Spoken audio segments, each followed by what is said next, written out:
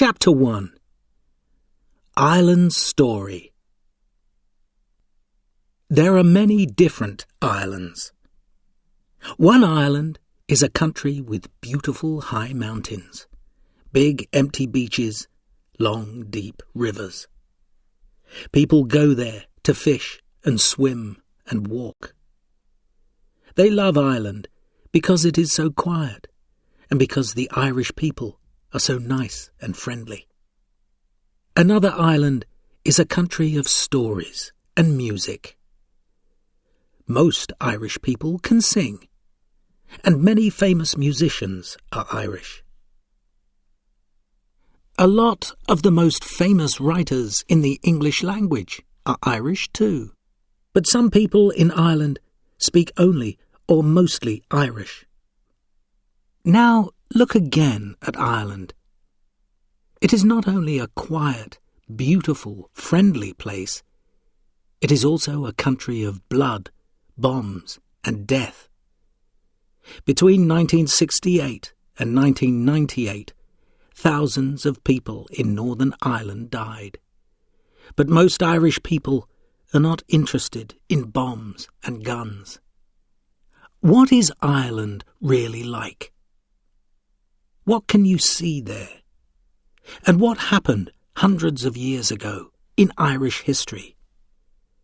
Turn the page to begin reading Ireland's story.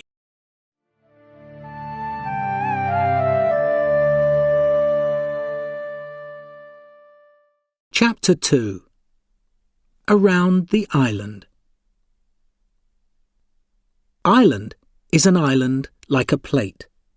It is higher on the outside than in the centre. Because of this, the centre of Ireland is full of beautiful lakes and rivers, and many people go there to fish and sail. Ireland's largest lake is Lough Neagh. Its longest river, the Shannon, is 260 kilometres long. It goes through many small lakes and two large ones, Lough Ree and Lough Derg. Most of Ireland's mountains are near the outside of the plate, near the sea. They are not very high. The highest is Carrantoul, 1,040 metres, in the southwest. But they are beautiful and good places for walks. At the cliffs of Moher in the west, you can look 200 metres straight down into the sea.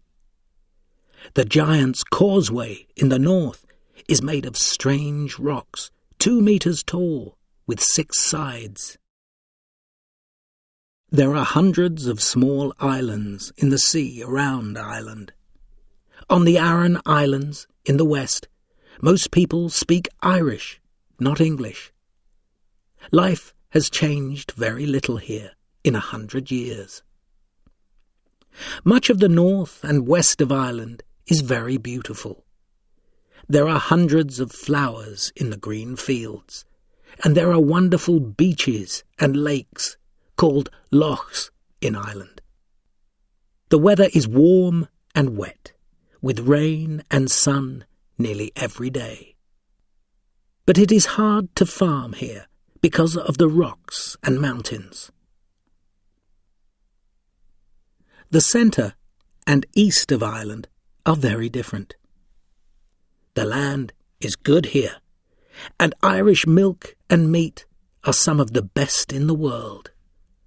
Farming is one of the most important jobs in Ireland. Thousands of horses live here too. Some of the best horses in the world come from Ireland, and Irish people sell horses to Britain, America, Australia, and Japan.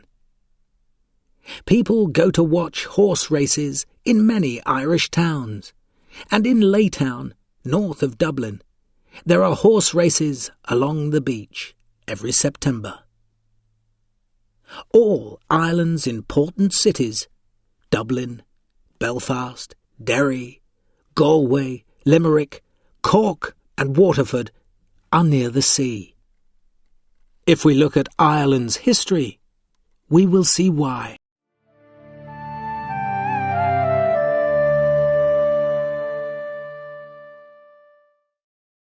Chapter 3. Celtic Ireland. The Irish are a Celtic people. Thousands of years ago, the Celts came to Ireland from western France and northern Spain. They loved singing, and horses, and stories, and they made beautiful gold and silver jewellery. Many men wore gold rings round their necks and arms. A Greek writer, Diodorus Siculus, wrote this about the Celts. The Celts are tall and strong. They wear colourful shirts and trousers. Before they fight, they hit their long swords on their shields and shout with loud voices. They are very good fighters. When a Celt kills a man, he cuts off his head and puts it above the door of his house. Finn MacCool was a famous Celtic fighter. There are many stories about Finn and his men, the Fianna. When he was a boy, he cooked a fish on a fire. This fish knew everything about the world. Finn touched the hot fish with his finger and put his finger in his mouth. Then he knew everything about the world too. I know what is going to happen tomorrow, he said.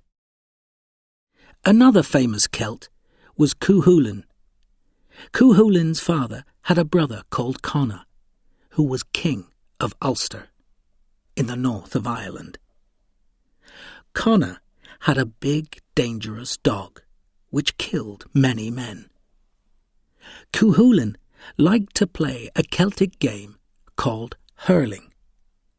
In hurling, the players can carry a small hard ball in their hands and also hit it with a stick.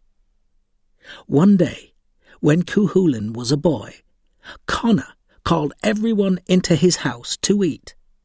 But Cuchulainn and his friends wanted to finish their game of hurling, so they stayed outside. Conor's dog came out of the house, attacked the young boys, and tried to kill them. But Cuchulainn hit the hurling ball into the dog's mouth, and then killed it with his stick. A big fighting dog is called a hound, and so, after this, Cuchulainn was called the Hound of Ulster. Celtic games, like hurling, are very popular in Ireland today. Irish people play the Celtic game called Gaelic football. In Gaelic football, the players can use their feet and hands. Celtic stories and music are popular too. There are many Celtic rock bands. One of them is called Finn MacCool, and some people in Ireland speak the Celtic language called Irish. Irish is very different from English. For example, the Irish for tree is crown, and the word for woman is ban. But Celtic people in Wales, Scotland, Western France, and northern Spain have languages very like Irish. 100 years ago, Irish was nearly a dead language. Most Irish people spoke English, and only the poor people in the west of Ireland spoke Irish. No one taught Irish in schools. Most Irish people speak English today too, but many children learn Irish at school, and many older people in Dublin and Belfast learn it too. They can listen to the Irish language radio station, Radio na Gaeltacha, and watch Irish language television on TG4. The Irish language is popular again.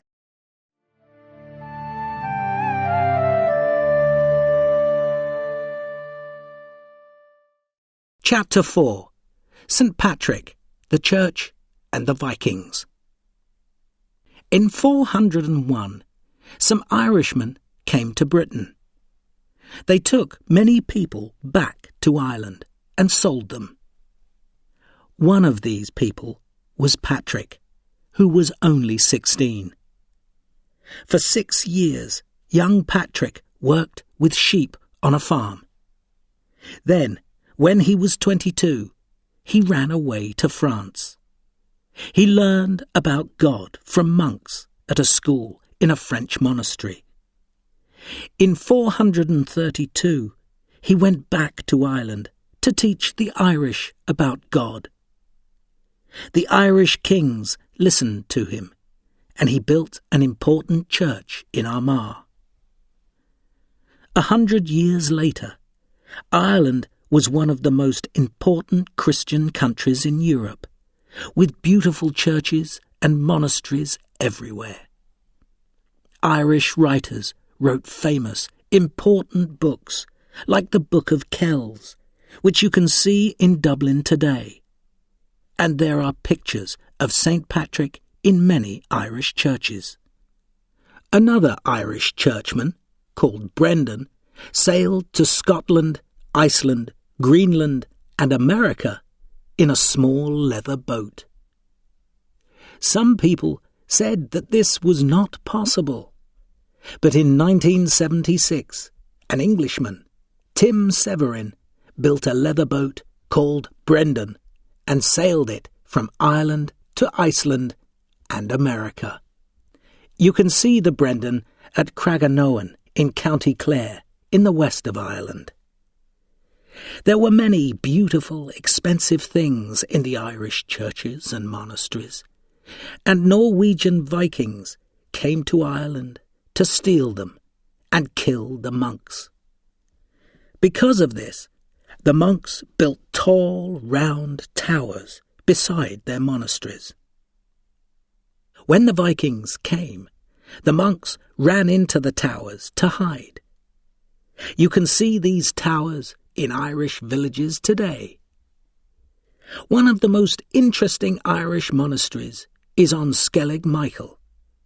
It is an island in the Atlantic, 16 kilometres southwest of Ireland. It is a beautiful, windy place. The island is 240 metres high, and in bad weather, no boats can get there. There is no danger here, the Irish monks thought, but they were wrong.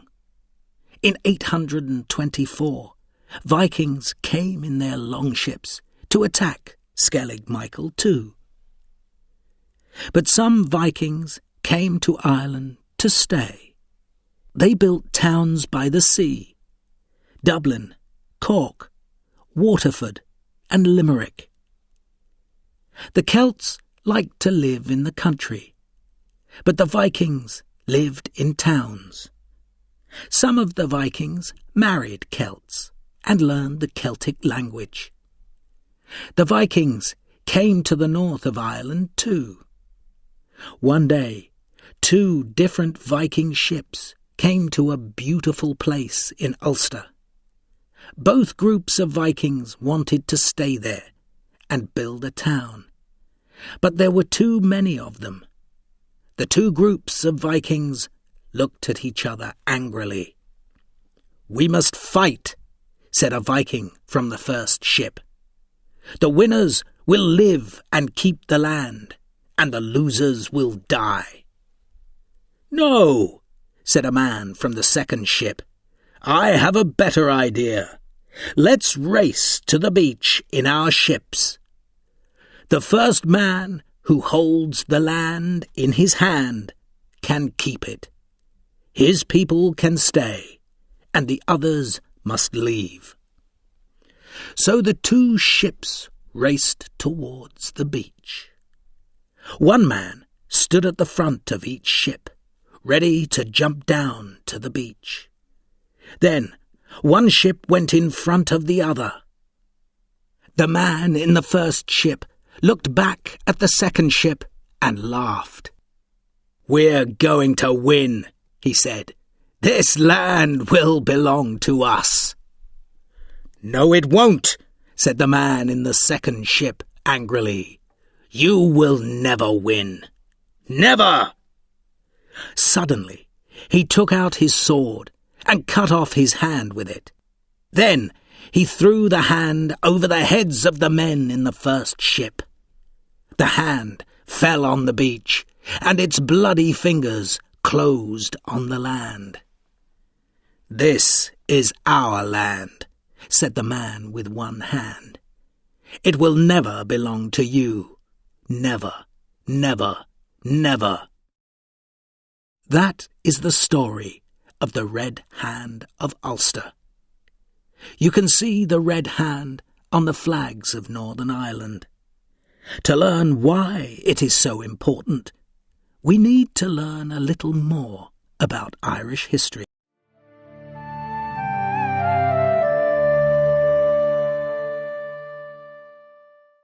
Chapter 5. The English Come to Ireland. 1,000 years ago, Ireland had many kings, and they often fought each other. In 1152, one Irish king, Dermot MacMara, attacked another Irish king, Tiernan O'Rourke, and took his wife. Tiernan O'Rourke was the friend of a third king, Rory O'Connor. In 1166, Rory O'Connor was made king of all Ireland. At this time, Tiernan and Rory attacked Dermot MacMara, but Dermot escaped to England. Dermot then asked the King of England, Henry II, to help him to fight Rory and Tiernan. So, in 1169, Henry's men came to Ireland and fought Rory and Tiernan. But they did not go home again. They took more and more of the land for themselves. They built cities by the sea and big castles. Henry called himself King of England and Ireland. But not all the Irish were happy about this. For the next 400 years, English kings tried to rule Ireland from Dublin, but it was very difficult. The Irish did not listen to the King of England. He was too far away. In 1536, the English Church changed from Catholic to Protestant. So England was a Protestant country, but Ireland was still Catholic. For the Protestant English, their king was the most important man in the church. But for the Catholic Irish, the most important man was the Pope, the leader of the Catholic Church in Rome. There was a lot of fighting in Ireland about this, and usually the English won. The kings of England took more land from the Catholic Irish and gave it to Protestant Englishmen and Scotsmen.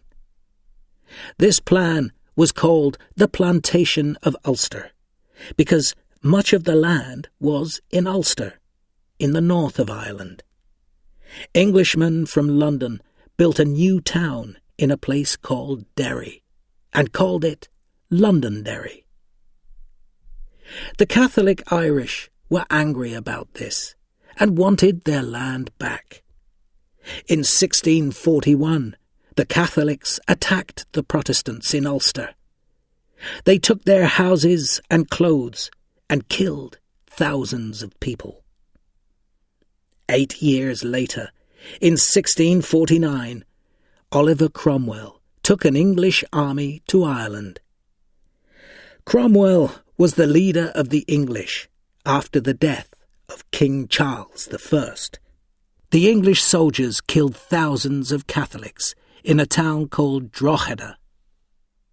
In 1685, the people of England and Scotland got a new king, James II. He was a Catholic, and he was not very popular. Many people wanted a different king, and in 1688 William of Orange, a Dutch Protestant, came to England. He was married to James's daughter Mary, and he wanted to be King of England, Scotland, and Ireland. In those three countries, people who wanted James to be king fought against people who wanted William to be king. Most of James's friends were Catholics in Ireland. With his help, they tried to get their land back again. They got most of it, but they could not get Londonderry. When they attacked it, the Protestants ran inside the city walls and closed the gates. For 105 days, the Catholic soldiers tried to get inside and kill them. The Protestants were cold and afraid and hungry. They ate cats and dogs and horses, but they did not open the gates. 15,000 people died during this time, which was called the Siege of Derry. At last, 3 Protestant ships came to Londonderry with food and soldiers, and the siege was over. After that, the new Protestant English king, William of Orange, won 2 very important battles against the Catholics: the Battle of the Boyne in 1690 and the Battle of Aughrim in 1691. The Catholic Irish didn't fight a big battle again for 100 years. So for the next 100 years, life was very difficult for the Catholic Irish. Keeping their land, or going to Catholic schools or Catholic churches was very difficult, and they could not speak or vote in Parliament. All the important people in Ireland were Protestants, and all the big, beautiful houses and the best farms belonged to Protestants. In most countries, people read about history in books. In Ireland, history is alive today. Every year, Protestants in Londonderry march to remember 1688. In Belfast, on the 12th of July, Protestant Orangemen march with music and songs about King William of Orange, often called King Billy, and the Battle of the Boyne.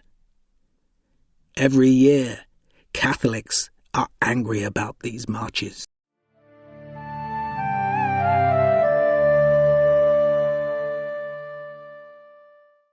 Chapter 6. The Great Hunger. In 1795 and 1798, the Irish, with the help of French ships and soldiers, fought the British. But the British won, and many Irishmen, mostly Catholics, were killed. 3 years later, in 1801, the Act of Union made Ireland and Britain one country, with one parliament, in London. For 100 years after this, Catholic Irishmen, called nationalists, wanted to change the Act of Union, and Protestants, called Unionists, wanted to keep it. At this time, in the west of Ireland, many poor Catholics lived on very small farms. They had very little money, and often they had only potatoes to eat. The poor, stony land was not good for many things, but it was good for potatoes. But in the 1840s, something killed the potatoes. One day they were fine, and then suddenly they were black and dead. The poor Irish farmers and their families had nothing to eat. thousands of them died, and many more went on ships to America to find a new and better life. Some rich Protestants were happy when the poor farmers started to leave. They wanted to keep cows on their land, so they asked the ships to take the poor people away from Ireland to America. But hundreds of people died on the ships too. When the Irish people came to America, they lived in big cities, like New York. Every year, on St. Patrick's Day, thousands of Americans march through New York and remember how Irish people died, because there was no food. It is the biggest St. Patrick's Day parade in the world, because so many Irish people live in America. When these poor Irish people died, the Irish language nearly died with them. Most Catholic churchmen spoke English, and the government told Irish teachers to use English in school. Only poor people spoke Irish. Irish is not important, the teachers and churchmen said. They thought that speaking English was more modern. But some people thought that this was wrong. In 1893, a group of Irish writers tried to help the Irish language. Irish is the language of the Irish people, they said. Many countries have a language, games, music, and stories that belong to them. We must have those things too. A lot of people agreed with them. These people called themselves Sinn Féin, which is Irish for we ourselves. At first, the people in Sinn Féin were only interested in Irish language, music and games. But later, they began to think about other things too. We don't want to belong to Britain, they said. We want Ireland to be a free country.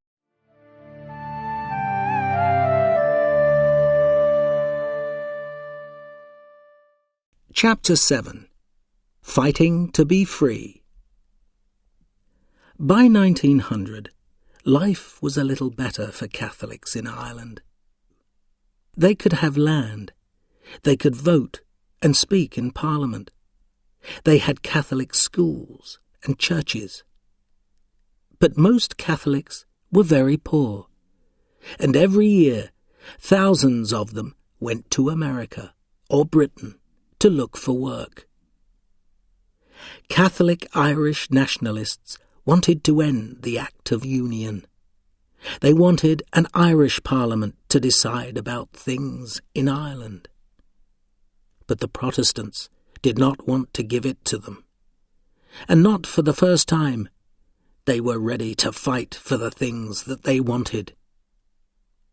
In 1914, the British government decided to give Ireland an Irish Parliament. Ireland will still belong to Britain, they said, but the Irish Parliament will decide on Irish things, like Irish schools, roads, and police. Most Irish nationalists were happy about this, but the Protestant Unionists were angry. Most Protestants lived in Northern Ireland, near Belfast. This part of Ireland is called Ulster. Soon, the Protestant Unionist army began marching through the streets of Belfast with their leader, Sir Edward Carson. They wanted to keep the Act of Union. Ulster will fight, they said, and Ulster will be right. The British government did not know what to do. They wanted to give Ireland a parliament, but they did not want to fight the Unionists. But then, in 1914, the First World War started. Most of the Protestant Unionists and many thousands of Irish Catholics went with the British Army to fight against Germany. But many Irish nationalists stayed in Ireland. "We don't want to fight the Germans," they said. "We want the British to leave Ireland. Perhaps the Germans can help us." In 1916, a group of Irish nationalists, mostly Catholics, decided to fight for a free Ireland. They were interested in Irish music, Irish history, the Irish language, and Irish games. But now they bought guns in Germany and tried to bring them to Ireland in a German ship. Their leader, Patrick Pearse, wanted much more than an Irish parliament. He wanted Ireland to be free from Britain. On Easter Monday, 1916, Pearse and his men went into the post office in the middle of Dublin. Pearse walked to the door. "Irish men and Irish women," he said, "Ireland belongs to the Irish people. Today, Ireland is a free country." But the British did not agree. For 6 long days there was a battle in Dublin, and many men died.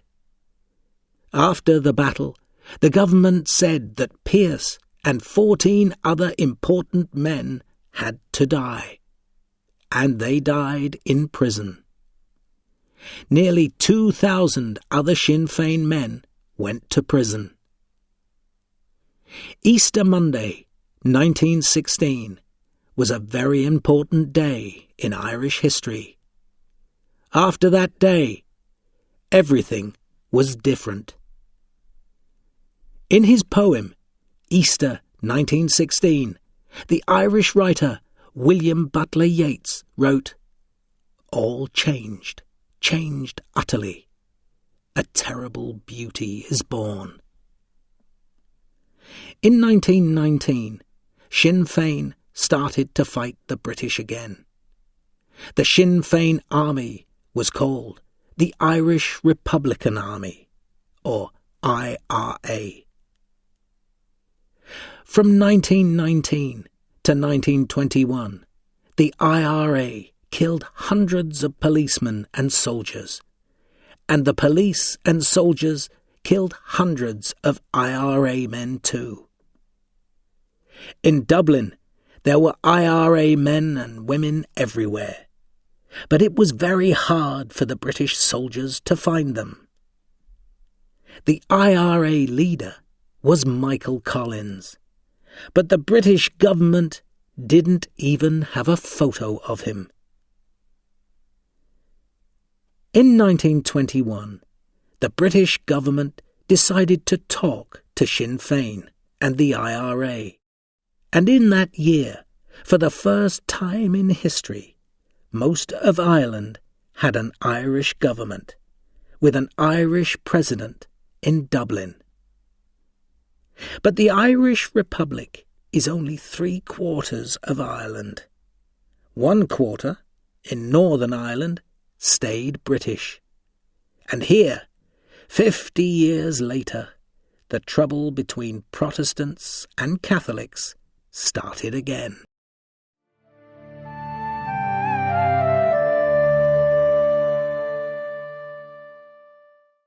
Chapter 8. Northern Ireland. In 1921, about 60% of the people of Northern Ireland were Protestant, and about 40% were Catholic. Today, the numbers are about 53% and 40%. Most of the Protestants want to be British, and most of the Catholics want to be Irish. hundreds of people have died because of this. From 1921 to 1971, Northern Ireland had a parliament at Stormont. There were always more Protestants than Catholics, so the Protestants could do what they wanted. Protestants had most of the best jobs and the best houses. Most of the police were Protestant too, and they were afraid of the IRA. At the same time, many Catholics were afraid of the police.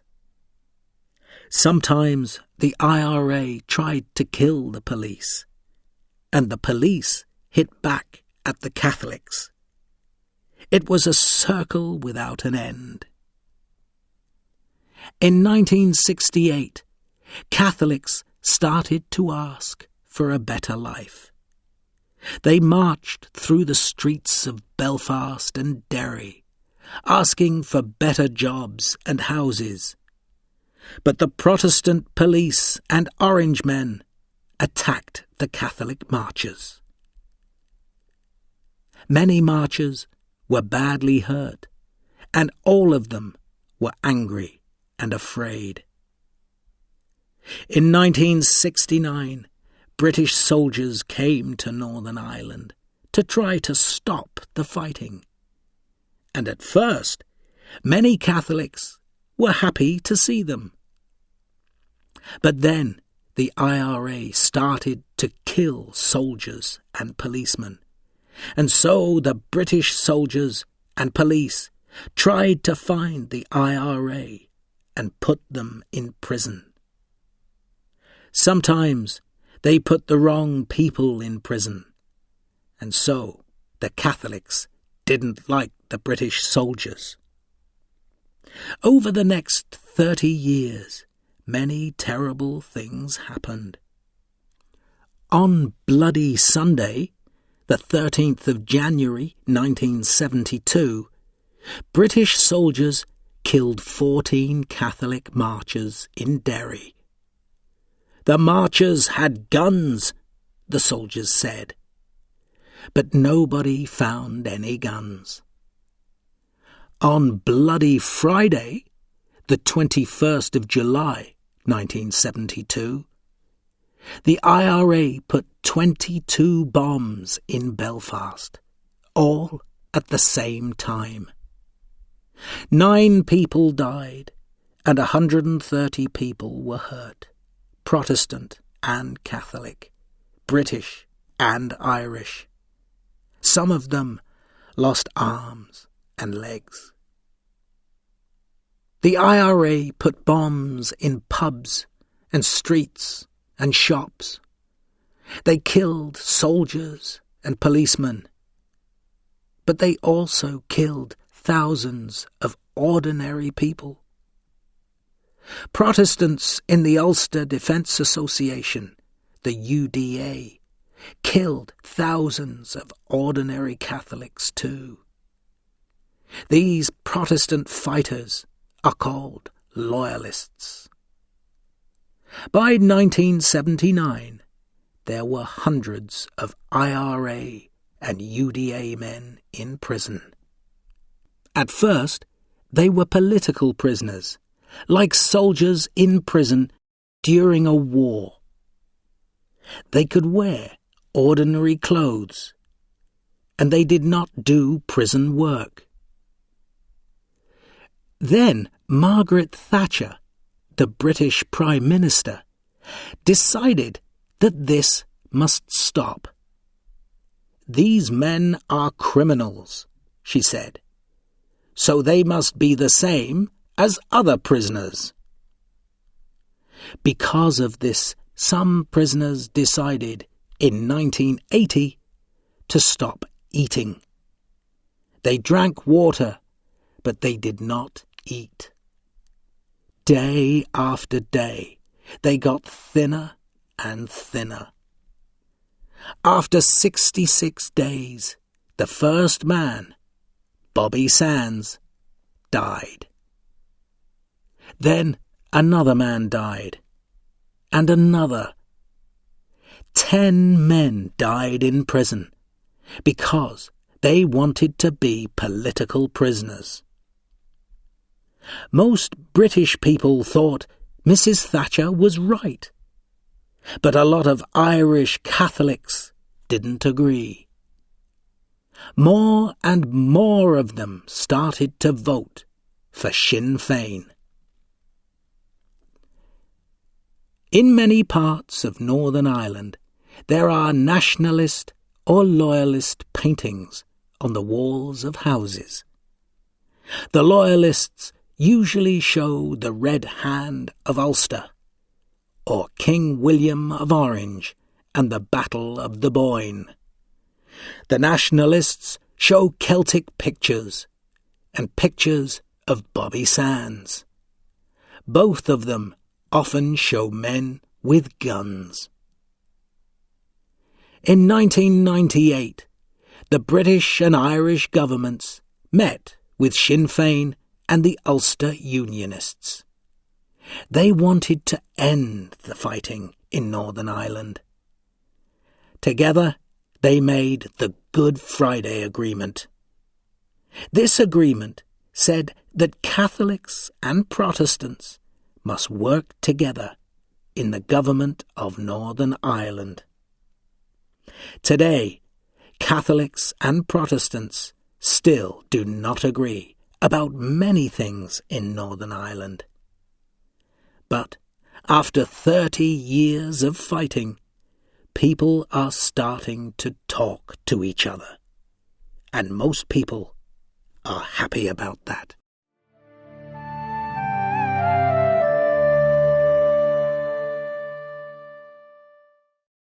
Chapter 9.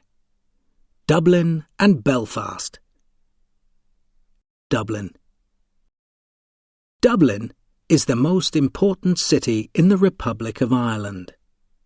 Its population, the number of people who live there, is 496,000.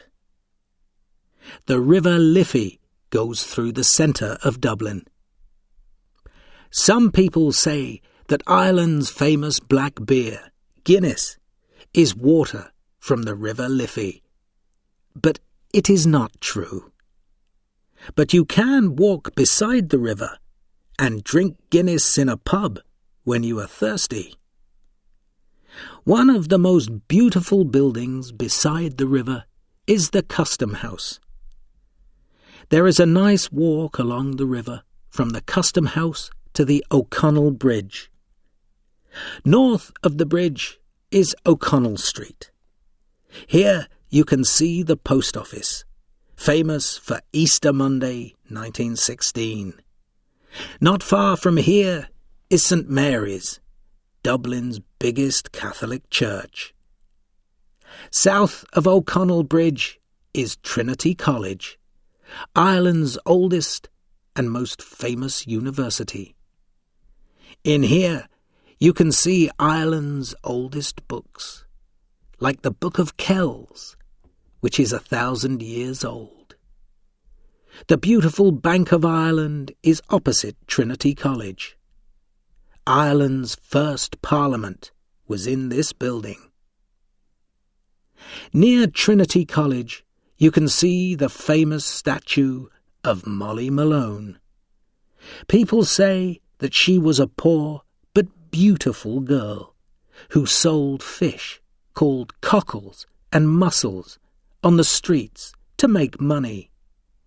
But sadly, she died when she was still young. There is a famous Irish song about Molly. In Dublin's fair city, where the girls are so pretty, I first set my eyes on sweet Molly Malone, as she wheeled her wheelbarrow down streets broad and narrow, singing cockles and mussels, alive, alive, oh. Some of Ireland's best townhouses are in Merrion Square. Many of Ireland's most famous writers, soldiers and leaders lived here. They walked and talked in the small park in the square, or in St. Stephen's Green, not far away. Between Merrion Square and St. Stephen's Green is Leinster House, the home of Ireland's Parliament today. Dublin also has Phoenix Park, one of the largest parks in Europe. Ireland's president lives here, in a house called, in Irish, Áras an Uachtaran. Not far away from the Phoenix Park is the old Kilmainham prison. Here, visitors can see how some of Ireland's most famous men and women lived in prison. Dublin is a city of theatres, music, and fine shops too. And there are dozens of pubs, big and small. Many people like to go to the pub to drink beer, talk, and tell stories. For example, there is a story about a visitor and an Irish farmer in the country. "Excuse me, can you tell me the way to Dublin, please?" the visitor asks. The farmer thinks for a long time. Then he says, "No, I'm sorry. If you want to go to Dublin, this is the wrong place to start." Belfast. Belfast, a population 276,000, is the biggest city in Northern Ireland, famous for the ships, aeroplanes, and clothes that were made here. The Titanic was built here in the Harland and Wolff shipyard. In 1912, the Titanic was the biggest, fastest, most expensive ship in the world. "This ship can never sink," people said. But when the Titanic went to sea for the first time, it sank, and about 1,500 people died. Many of them were poor Irish people who wanted to start a new life in America. Now, this part of the city is called the Titanic Quarter, and it has new shops, offices, bars, cafes, and hotels. But you can still see the big Harland and Wolff cranes, called Samson and Goliath, from all over Belfast. At Victoria Square, in the centre of Belfast, there are new shops, restaurants, and cinemas. And there are fine old buildings to see. City Hall, the Custom House with its wonderful statues, the Ulster Bank, and McHugh's Bar, the oldest building in Belfast. Once it was a house by the Belfast River, and today it is a modern bar.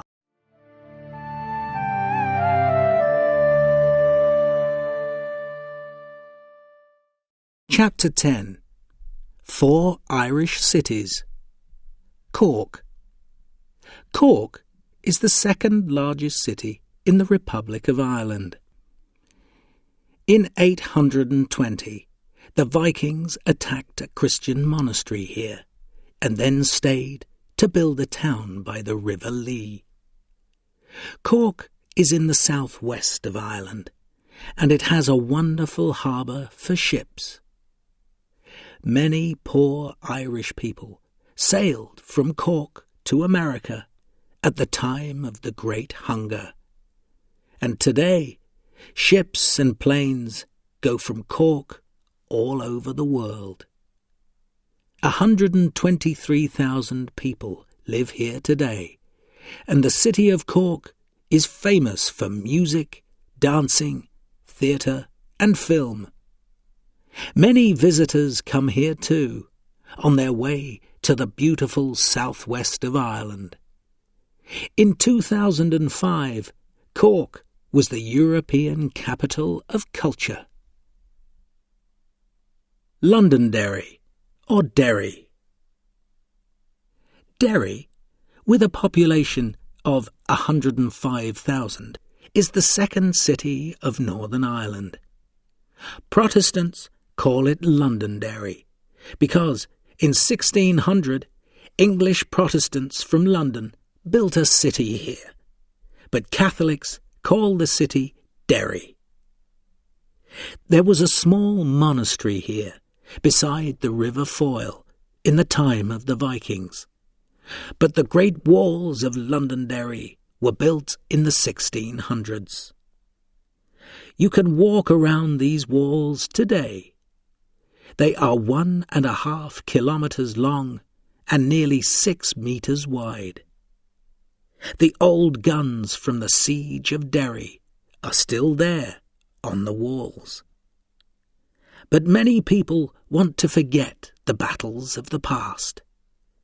In the last week of October, thousands of people come to Derry for the Halloween festival. There is music, theatre, and a big parade in the biggest street party in Ireland. Galway. Galway, population 65,800, is in the west of Ireland, at the mouth of the River Corrib. In this part of the country, the Irish language is very strong, and you will see it and hear it everywhere. It is a centre for Irish music, singing and dance, and there is an Irish language theatre in Galway too. From Galway you can visit Connemara, with its beautiful wild lakes and mountains.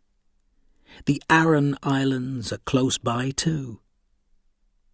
People speak Irish here, and many visitors like to come to these wild, lonely islands to hear Irish music in the pubs and see the difficult life of the islanders. Waterford. Waterford, population 45,000, is in the south-east of Ireland. It was Ireland's first city.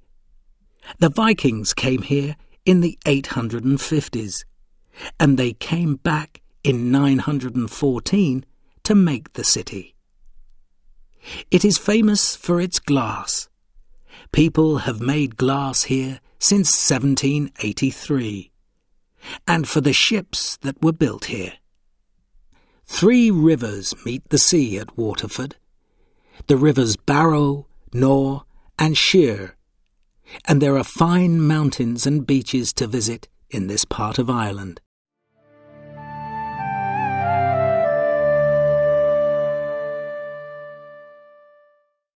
Chapter 11.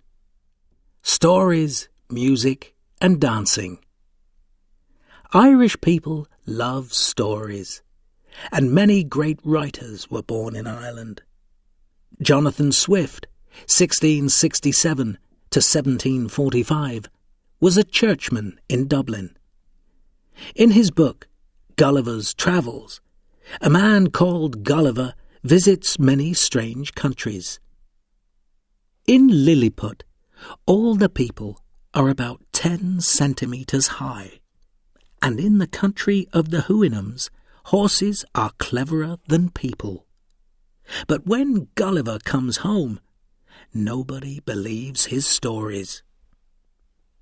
James Joyce, 1882 to 1941, wrote all his stories about Dublin. His most famous book, Ulysses, is 700 pages long.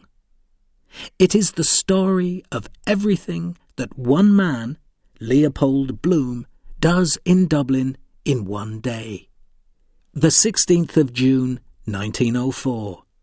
And every year, on the 16th of June, Bloom's Day, people visit Dublin to talk about Ulysses and to visit the places in the story. Joyce's friend, Samuel Beckett, 1906 to 89, won the Nobel Prize for his work in the theatre. His most famous work, Waiting for Godot, is about two poor Irishmen who are waiting for a man called Godot. Perhaps Godot is a man. Perhaps he is God.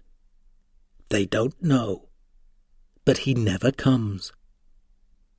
Joyce and Beckett were born in Ireland, but they went to work and live in France. They had new and exciting ideas, and some people in Ireland did not like them. To the Irish government and the Catholic Church, books like Ulysses were wrong, and after 1929, Irish people could not buy books like these in the shops. Life was difficult in other ways too. Many people had large families and little money. Ireland was a poor country, and it was difficult to find work. Every year, many young people left Ireland to look for work in other countries. Because of these things, some singers too were very angry about life in Ireland. Bob Geldof was born in Ireland in 1951. His mother died when he was 7, and his father was often away from home. So young Bob was often alone. He saw many poor people in Dublin, and his band, the Boomtown Rats, sang loud, angry songs. In their song, Banana Republic, they said Ireland was a poor country with a bad government, and too many police and churchmen. Everywhere I go now, and everywhere I see, the black and blue uniforms, police and priests. Bob Geldof wanted to change the world, and in 1985 he planned some concerts called Band Aid and Live Aid. He used the money from the concerts to help hungry people in Africa.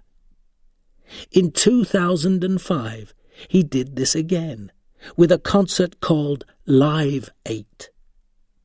With another Irish musician called Bono, Bob Geldof asked the presidents of many countries to give help to Africa. Bono is from an Irish group called U2. Some people say that U2 are the biggest rock band in the world. Like Bob Geldof, the band do a lot of work to help the poor people of the world. Two other famous Irish pop groups are the boy bands, Boyzone and Westlife. There are famous women singers too, like Sinead O'Connor, Enya, and Aoife Ní Ari. There are many famous singers and writers from Northern Ireland too. Seamus Heaney was born in 1939 on a farm near Derry. In 1995, he won the Nobel Prize for his poems, and people read them all over the world. The famous singer Van Morrison grew up in Belfast in the 1950s. Most people in Ireland love music. People sing in pubs in every Irish town, and Irish songs are very popular on television in other countries. Ireland has won the Eurovision Song Contest for the best pop song in Europe 7 times. This is more than any other country. The Irish word for party is céilí, a time for people to play music, tell stories and dance. For hundreds of years, the Irish people have loved dancing at céilís. In the 1700s, dancing teachers went from town to town. People lived in small houses, so they often danced on the country roads. They wore their best clothes to dance, and played music all day and all night. In many Irish dances, the dancers keep their hands still by their sides and move their feet and legs very quickly. Today, thousands of Irish children learn Irish dancing, and the best dancers from all over the world come to dance in Ireland too. The Irish dancers Michael Flatley and Jean Butler are famous in many countries. Thousands of people have seen them in Riverdance and Lord of the Dance.